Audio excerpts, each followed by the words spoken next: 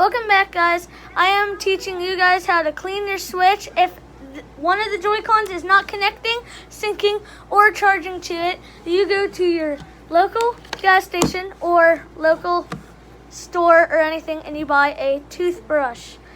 You put your kickstand down and you take your Joy-Con out of your Switch and you open your toothbrush up. What are you doing? You take your toothbrush.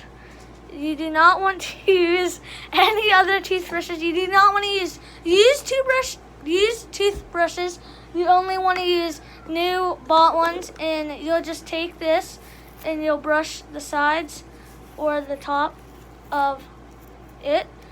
Inside of here, I can't tell if you guys can see them, but there's little like needles and stuff in here that connect to the switch in the Switch, and there's some on the Switch too, the two connecting points, and you just want to take the tip of your toothbrush and you just kind of want to scrub in there.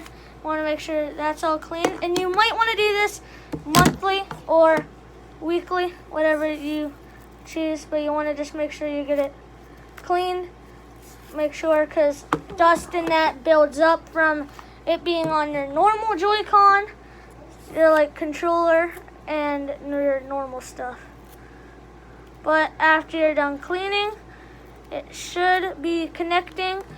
And like I said, don't use a used toothbrush, because there is a possibility you could make it even worse than what it already is. So you just want to clean it, and then you should turn it on, and then after it's turned on, you should be able to hear the clicking of the Joy-Cons. Alright, that one's in. That one's in. So that's all you really have to do to clean your Nintendo Switches. Thank you guys for watching. Peace out.